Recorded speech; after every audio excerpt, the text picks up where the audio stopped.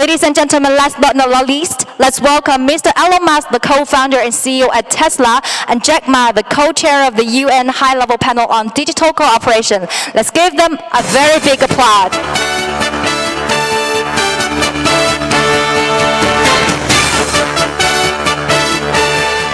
Welcome.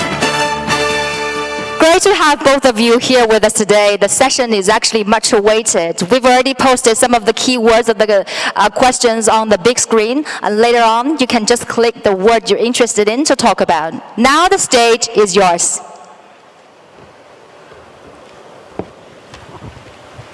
What are you supposed to say? Just things about AI, perhaps? Yeah. Okay. Let's see. Yeah, the AI, right? You want to AI. start on AI? Yeah. Okay. It is. Okay, great. AI. Yeah. Actually, I'm told that does AI mean love? There's like a name AI. It sort of sounds a bit like love. Yeah, AI. I hate the word AI called artificial intelligence. I call it Alibaba intelligence. Yeah. might end up being true. You never know. I think generally people underestimate the capability of AI. They sort of think like it's a smart human, but it's really much. It's going to be much more than that. It'll be much smarter than the smartest human. I mean, it'll be like, can a chimpanzee really understand humans? Not really, we just seem like strange aliens.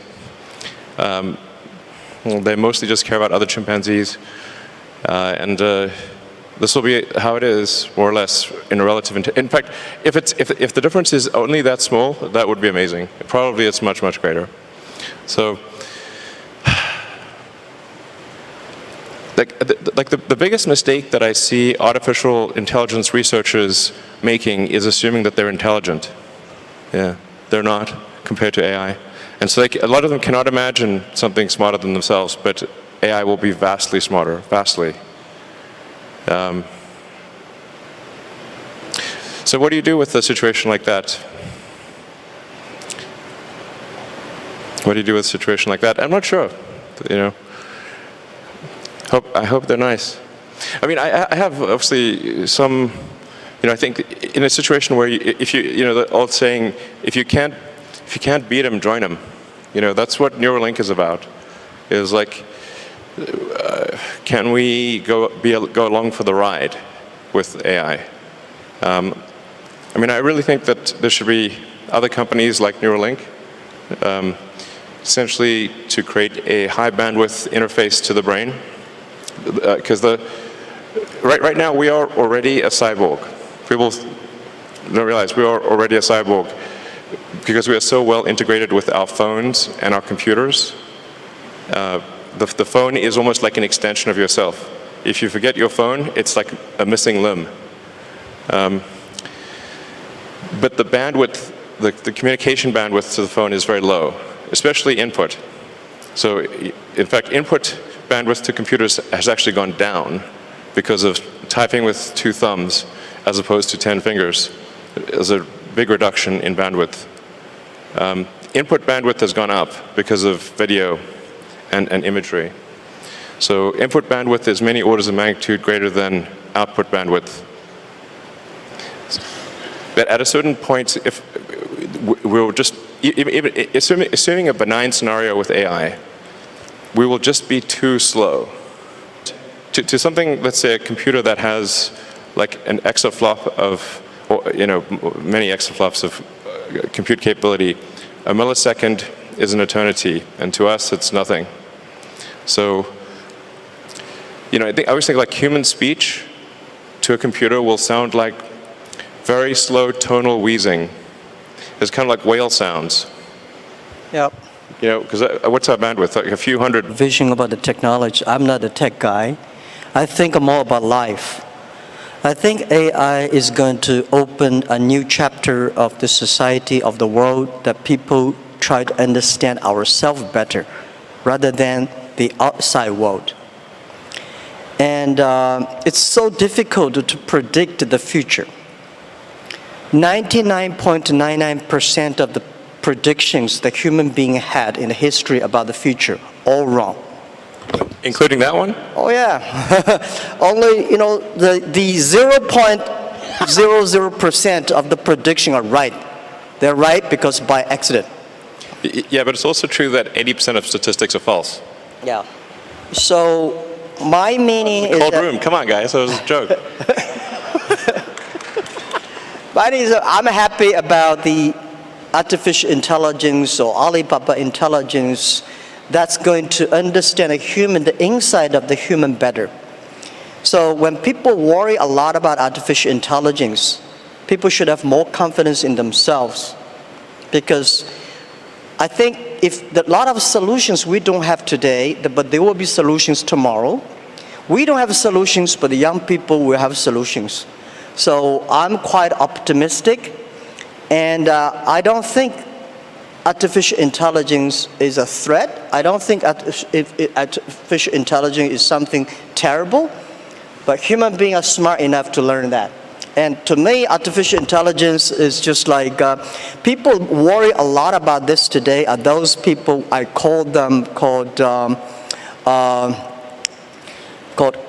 college smartness. People like us, street smart, we never scared of that. We think it's a great fun, and we want to change ourselves to embrace it.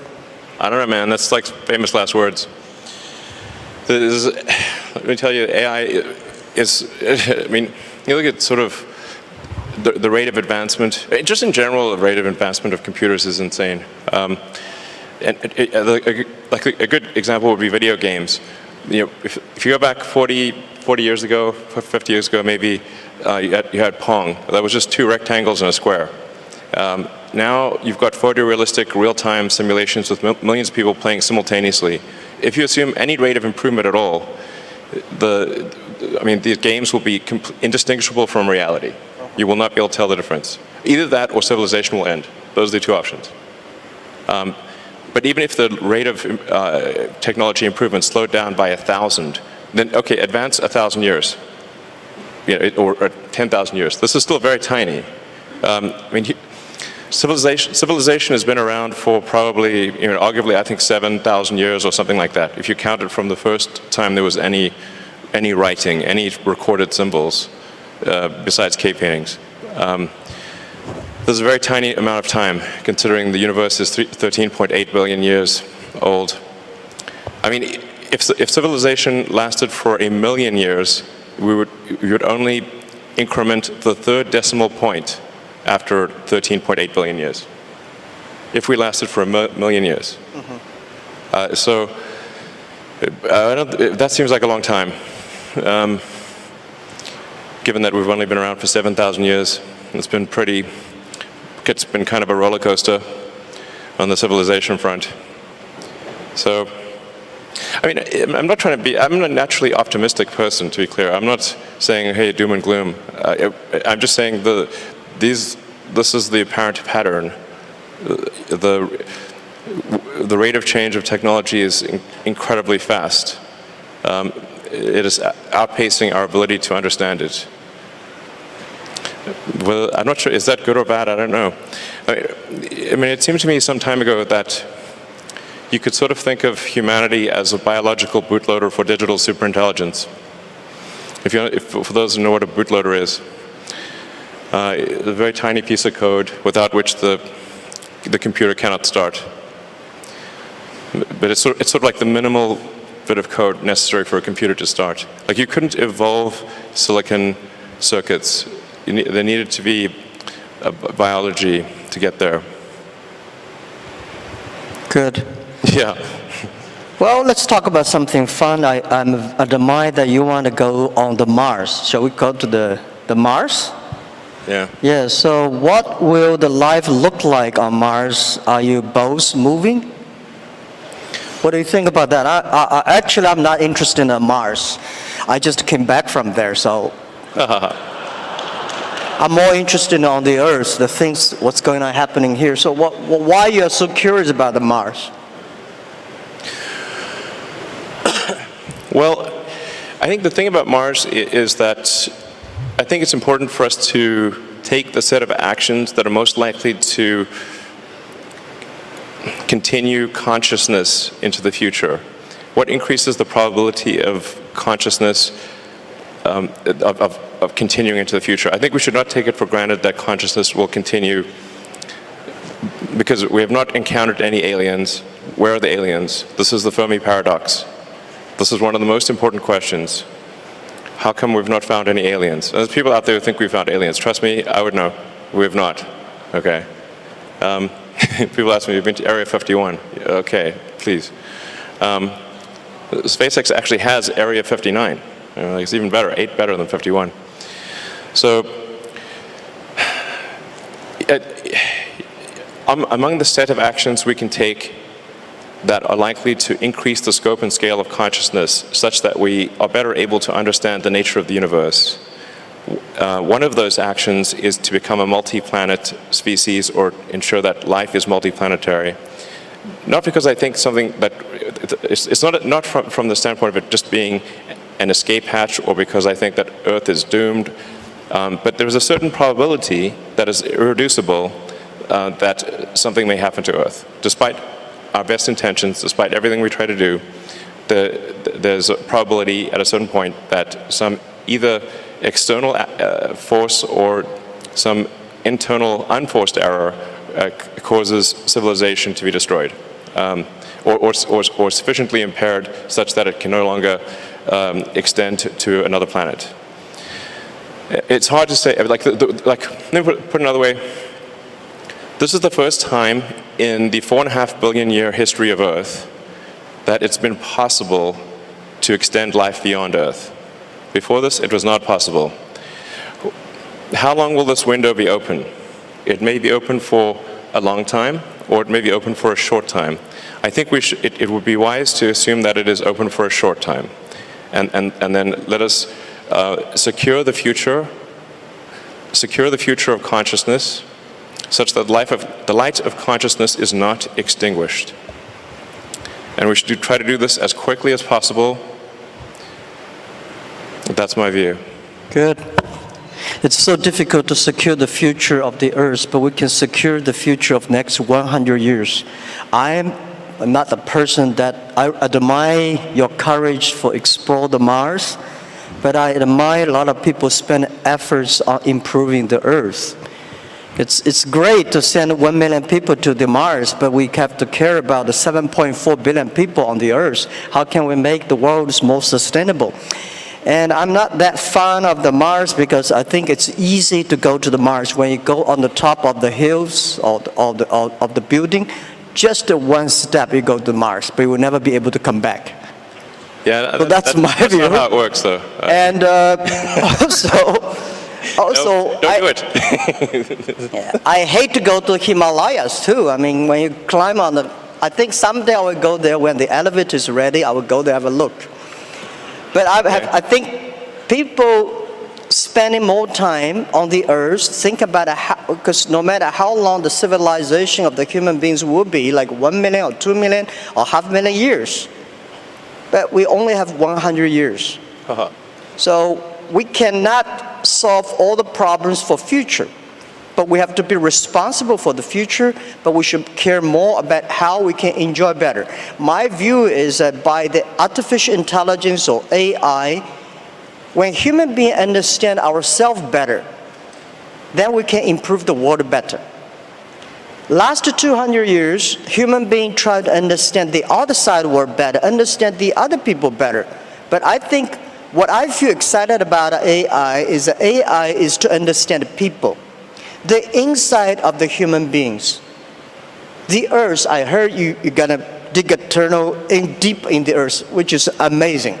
I think, anyhow, every time when I read the news about you are interested in the outside space, I look at you with great respect. We need heroes like you, but we need more heroes like us, working hard on the Earth, improving things every day. That's what I want. Sure. I mean, to be clear, I'm very pro-Earth. Yeah. Great. That sounds great. To be clear, I'm very pro-Earth. When I say us becoming a multi-planet species or making life extending life beyond Earth, expanding the scope and scale of consciousness. From a resource standpoint, I'm talking about less than 1% of Earth's resources should be dedicated to making life multiplanetary or making consciousness multiplanetary. So, I think it should be like somewhere in between how much we spend on lipstick and how much we spend on healthcare. Like, things like for the preservation of consciousness, we should spend maybe slightly more than we spend on cosmetics. That's my, and I'm pro cosmetics. I like it. They're great, but there's probably worth spending, I don't know, somewhere like at least 0.5% of Earth's GDP on extending life to be multiplanetary. Maybe 1%, I'd say, seems like a good use of resources. But then we have like 2 orders of magnitude more resources spent on Earth. So it's not like it's somehow going to fundamentally impair Earth. If like I said, just 1% of Earth resources on that order should be enough to make life multiplanetary. It seems like a wise investment for the future. And obviously I spend a lot of my time on sustainable energy with Tesla, with electric cars and solar and batteries and that kind of thing. And I'm really excited to be here in Shanghai for the Shanghai Gigafactory, which is, I think the Tesla China team has done an amazing job, really mind-blowing. Like, I'm just astounded by how good the job is and how much progress has been made. And I think it's a good story for the world, and to say, like, look how much progress you can make in China. This is extremely impressive. Like, my hat is off. You guys rock. So I've never seen anything built so fast in my life before, to be totally frank. I've seen some crazy things. So, I think it's like, I really think China is the future. That's very impressive. And there's also some great progress on entrepreneurial rocket companies in China as well. I believe 2 have made orbit, and it's very difficult, very hard to make orbit. Achieving orbit, I have great respect. This is very hard. You want to pick up another topic? Sure. Yeah. Jobs? Should I pick it? Jobs. The jobs or life? Jobs. We're starting. Sure, anything, sure. Okay. So what new jobs will be created because of AI, or has the change already started? What do you think? I think why we needed that many jobs. Sure. Right? My view is that the jobs, actually every technology revolution people start to worry. Right? Last 200 years, we worry about the new technology going to take away all the jobs. Actually, we made a lot of jobs. Second, because of the Industrial Revolution, job created a lot of jobs. What I think is the next 20, 30 years, human being will live much longer. The life science technology is going to make people live probably 100, 120 years. That may not be a good thing, because you get a grandfather's grandfather still working hard. But the challenge is, my question, why should we have a lot of jobs? I think people should work 3 days a week, 4 hours a day. When we have electricity, the power of electricity is that we make people more time. So you can go to the karaoke in the evening, you can go to dancing party in the evening. So people, because of electricity, people have more time. I think because of artificial intelligence, people will have more time enjoy being human beings. In your life, in my life, I think I visited probably 300 cities in my life. My father visited 30 cities. My grandfather would visit only 3 cities. So my grandchildren probably will visit 3,000 cities all his life. He's always on the Tesla. He's always on the robots, always traveling around. So I don't think we need a lot of jobs. At that time, the jobs we need is make people happier, make people experience the life, enjoy the human beings. So I don't worry about the jobs a lot. First, we are going to have a lot of jobs. Second, we don't need a lot of jobs. Third, there's a very interesting thing, because we'll probably talk about life. In the agriculture period, average age is like 30, 35 years old. In the industrial period, technology revolution, people can live 70 years. So in the artificial intelligence period, people can live 120 years, that's I think. Now the problem comes, when people's life is getting better, people don't want to have children. When your grandfather is there, you don't want to have children. At that time, we are going to have a lot of jobs with nobody, old guys. For sure, you will not be happy, or you were happy, because when your grandfather said, oh, I need to work tomorrow, then that's a disaster. So, but we should be ready that we are going to enter into the era that everybody can live 120 years. And we have more new problems that come up. So that's my view about jobs. Don't worry about it. We will have jobs.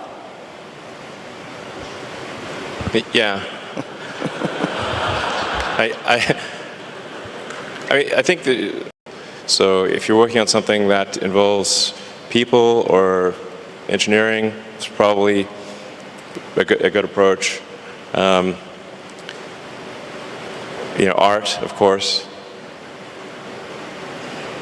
Yeah. Like I said, I think we're going to have to figure out this Neuralink situation. Otherwise, we will be left behind. It's very important we do this quickly. I think we don't have much time.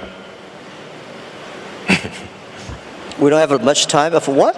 We don't have much time to solve the Neuralink. Yeah.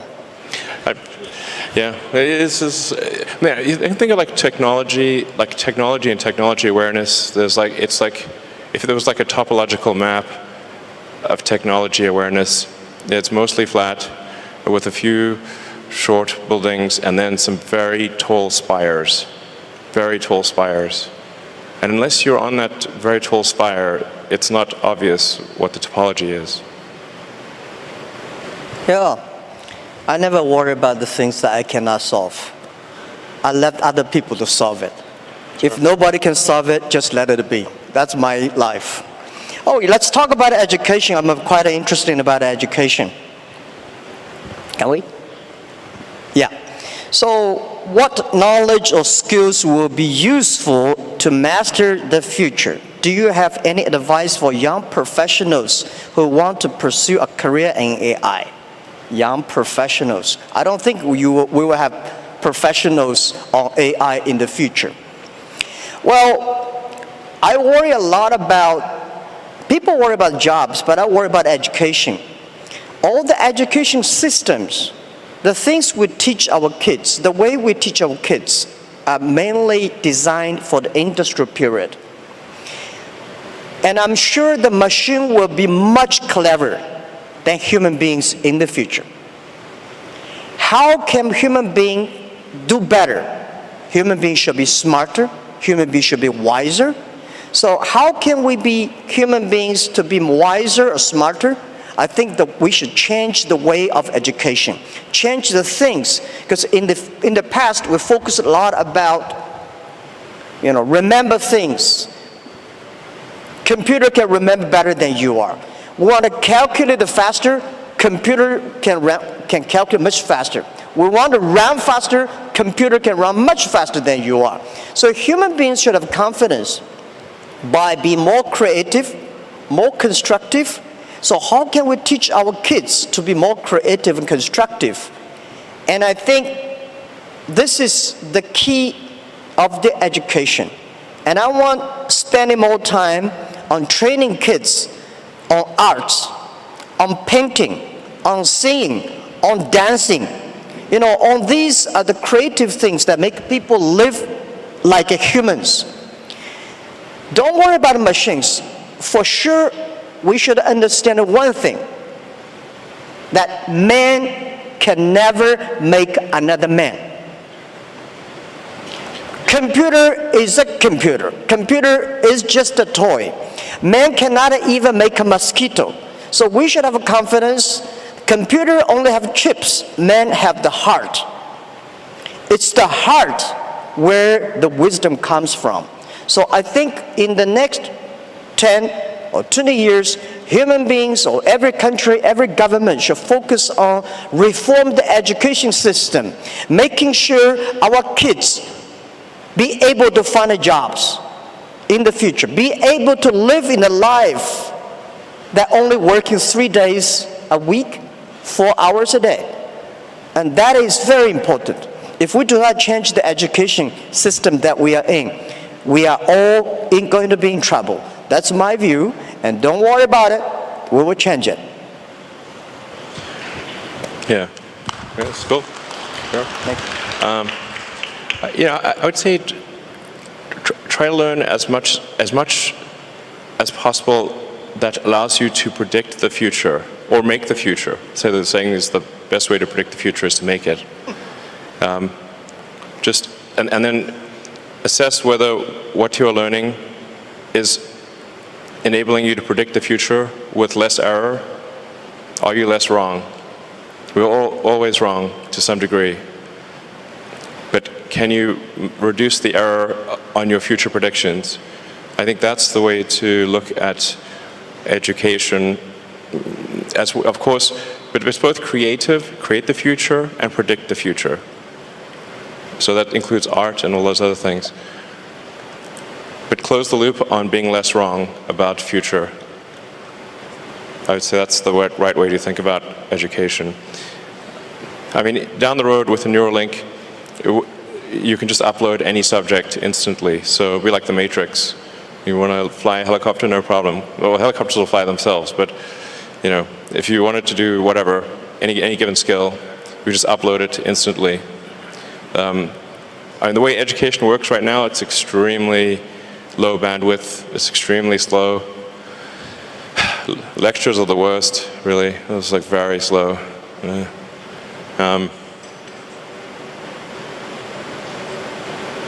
Yeah, just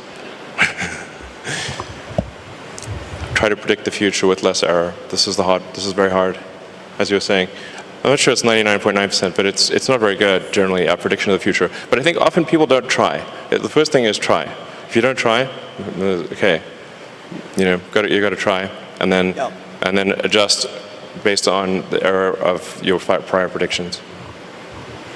Yeah, I think just to try is very good. We should always have the confidence to try the future.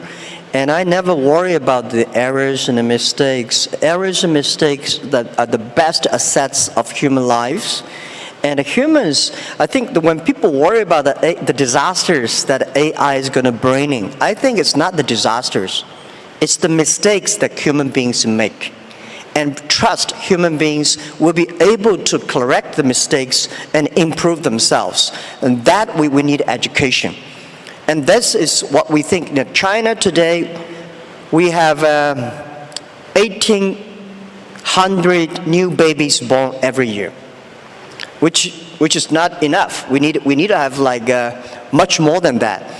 But I think the best resources of the human beings or the best resources on the earth are not the coals, not the oil, not the electricity, it's the human brains. How can we make the human brains more creative, constructive? How can we making sure that the machines are always the toys and tools of humans rather than the control? So I never, in my life, and especially last 2 years when people talk about AI, say human being will be controlled by machines, I never think about that. I think it's impossible, right? It's impossible because human beings, they are different. Machines are invented by human beings, and according to the science, right? Humans can never create another animal that is smarter than humans. Especially when you have so many smart people, it's impossible to make another smart people. I very much disagree with that. Okay. Yeah. That's good. Yeah. The first thing we should assume is that we are very dumb. and we can definitely make things smarter than ourselves. I mean, they didn't used to be humans, right? So our early civilization was very primitive. We didn't have any technology really. We're just like running around, you know, trying to not get eaten or just trying to survive a winter. Now we have like heating and we grow food. This is all new stuff. So, you know, things have obviously gotten way more smarter than the past, way smarter. So that's going to continue. We are not the last step in evolution. So the most important thing, like I said, the most important mistake I see smart people making is assuming that they're smart. They're not. Yeah. So give me example, what the animals or things that a human being made that is smarter than human beings? Well, computers actually are already much smarter than people on so many dimensions. We just keep moving the goalposts. So we used to think, like, for example, being good at chess was an example of a smart human. And then Kasparov was crushed by Deep Blue in '97. That was a long time ago. 22 years. I mean, right now your cell phone could crush the world champion at chess, literally. Go used to be thought of as something that humans were better at than computers. Then Lee Sedol was beaten 4-1 by AlphaZero. Then a new version of AlphaZero, oh, sorry, I should say AlphaGo. AlphaGo beat Lee Sedol 4-1. Then there's AlphaZero. AlphaZero crushed AlphaGo 100-0. Now it's just pointless because it just keeps playing itself. Humans are trying to play a computer Go is like trying to fight Zeus. It's not going to work. Hopeless. We're hopelessly inadequate. In terms of rendering, basically, there's just a smaller and smaller corner of intellectual pursuits that humans are better than computers, and that every year it gets smaller and smaller, and soon we will be far, far surpassed in every single way, guaranteed. 100%. Or civilization will end. Those are the two possibilities. Okay. Yeah, my view is that computer may be clever, but human beings are much smarter. Yeah, definitely not. Clever is very academic, is knowledge-driven. Smarter is experience-driven. Computer is smart, is clever, but it's human being. We invented a computer. I never see a computer invented a human being. This is my first point. Second point is that about a Go play chess. It's stupid to compete with a computer on play Go. Just like 100 years ago, when human beings created cars, so human beings said, I can run faster than a car. It's impossible. It's only stupid people to compete with a car who run faster. Go is designed for human to play with human, right? The chess is designed for human to human. Why should a human to fight against a computer? So I never ever play chess or Go with computer. I'll be happy to see two computers fight each other. I'm not interested in play Go with chess. So I told those guys, they are very sad. So, computer will be smarter than human beings because computer can play chess better. I think you are stupid to compete with that. Don't do that. So this is we always do things we are good at. Sure. Okay. Well, what would be an example of something that humans are better than a computer at, and then let's see if that happens. Well, computer is only one of the clever tools that human created, and computers are clever. But there will be more tools that human beings will create, much clever than computers. That's my view.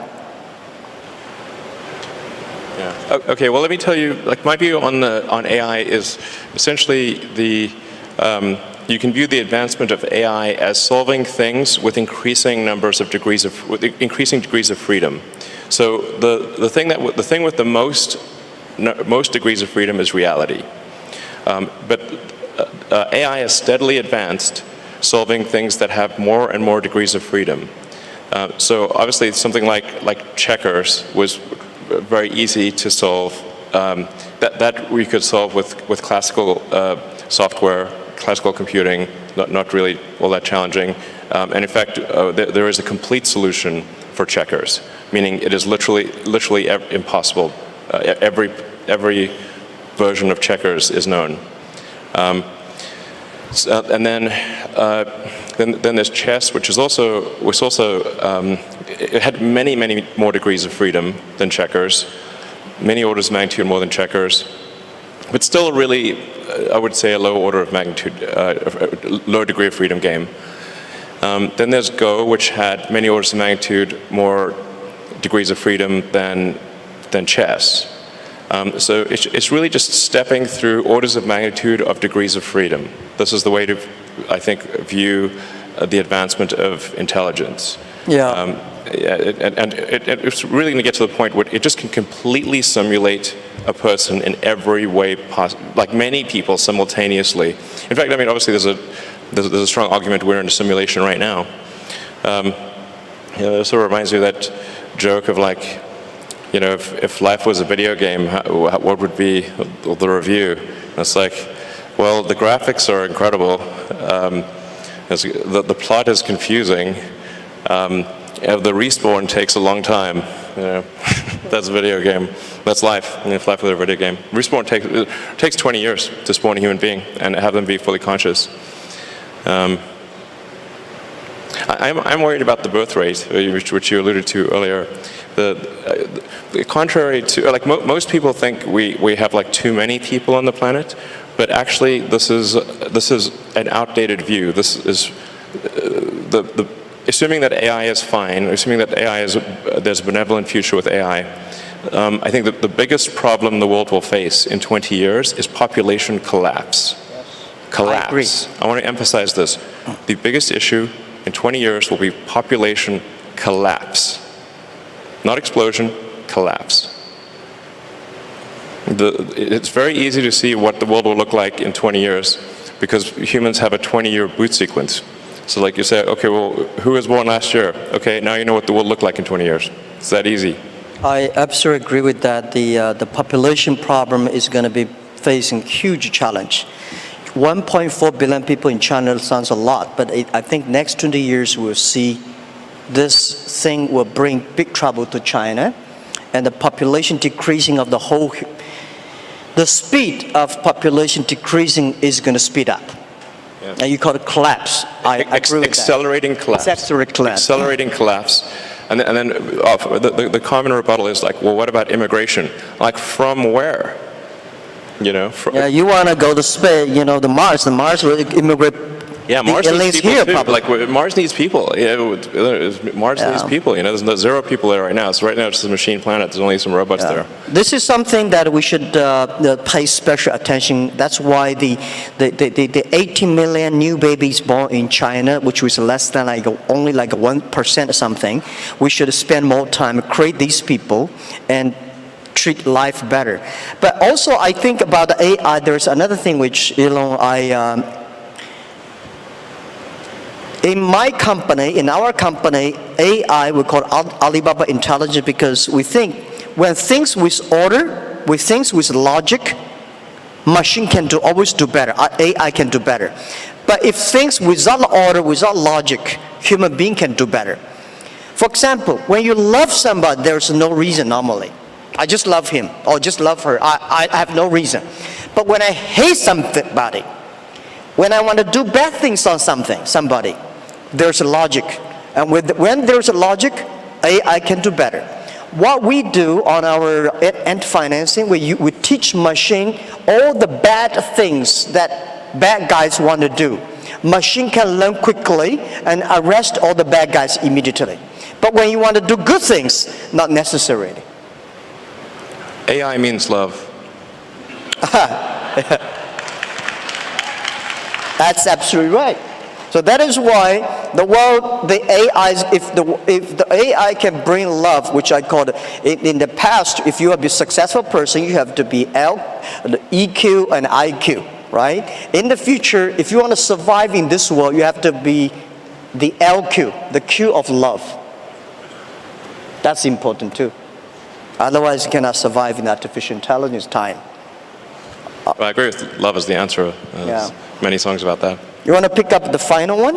Another topic you want to have? Excuse me, gentlemen. Due to the time is very limited, so we only have 5 minutes left. So last question, please. Yeah, we have. You want to pick up the last? Life or human being machines? So you want to talk about your cars, autonomy? What do you want to talk? This feels like one of those steps in a video game where you've got to like pick a path, a choice. I choose life. Okay, life. So how much longer do you think people can live for with the help of AI? Can AI help with environment sustainability? Can you?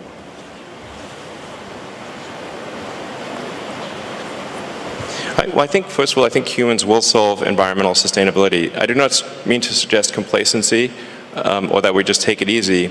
In fact, this is a self-fulfilling or unfulfilling prophecy.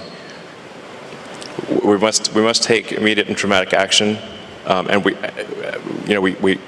and continue the momentum towards environmental sustainability. And China is actually the world leader in this. In fact, I'm not sure how well it is known outside of China, just how much China is a world leader in environmental sustainability. It's extremely impressive. I mean, I think half of all the electric cars in the world were made in China last year, something like that. So, so I don't mean to suggest complacency, but I do think humans can and will solve sustainability. If we can do the neural lace, then I think, or the neural link, essentially, the age will not matter that much. You can simply save your state and restore your state, like a saved game, essentially, something very close to that. I do think we can solve biological aging if we really wanted to. You'd have to make DNA changes, but we're obviously just on a clock. All organisms are. I mean, you could take a fruit fly, for example, and you could give it yoga, sort of have it do daily yoga and have a very healthy diet, and it's still going to live for 3 weeks, maybe 4 weeks. So environmental factors are relatively minor for extending life. You have to change the DNA. And so the question is, like, will people be okay with changing the DNA? That's the thing about extending life, and probably people are a little bit reticent about that, but that's essentially the thing that needs to occur to extend life. You've got to stop the DNA clock somehow. I don't know if we should work on this or not. I think, frankly, it's probably a good thing that we do eventually die. There's a saying, like in physics, like even physicists, which are generally quite objective, is like the saying, like, old physicists don't change their mind; they just die. So maybe it's good to have this life cycle. Yeah. Yeah. Well, I think AI can definitely help the environment sustainability. And when human beings know themselves better, human beings will be smarter and will be wiser. The difference between clever people and smart people, or wise people. Smart people knows what he wants and how he can get it. Wise people know what he doesn't want. So when human beings using artificial intelligence, they will understand themselves better. And I think there will be millions of ways people will live in a healthy earth and protect the healthy earth. The reason why I want to stay in this earth, I want to work on this earth, I want to do anything I can to help this earth to better. Because even go to the space is great, but if we can spend resources just to focus on helping pick up the garbage from the oceans, that thing is more difficult than to go to the Mars. But artificial intelligence can help us achieving that and solve the problems. And the second, a human being can live better, can live longer. But what we need is not only live longer, we want to live healthier. How can we live healthier? It's to understand us better. Most of the disease are caused by our behavior. So I think I'm 100% sure people will live longer. People will live healthier, but may not necessarily live happier. If you want to be happier, human beings should focus on the value, the vision, and the mission, and always have the dreams. And I don't want people love the technology and put them dreams on the technology. I think technology should be with dreams. It's the not technology change the world. It's the dreams behind the technology that change the world. So my hope is that anything we can do is to improve this world, to helping 7.4 billion people live better and live healthier. And this is all about our world. And I think we will be working very happily because I love your product, Tesla. You know, making world cleaner and no noise and such great technology. I'm happy you have the factory in China. And I think we need to do more things to improve this earth, improve this world, and make sure that people are happier and people care about the family, people care about the health. That's all we should do. And trust us. Trust the human beings and trust young people. Let's take responsibility for today, but let's not take away all the solutions for tomorrow. It's great human beings make mistakes. It's great human beings learn from mistakes. It's great to die. That's probably true. Thank you. Yeah, you cannot live long. I just like, yeah. Thank you. Fight for the light of consciousness. Thank you, Elon.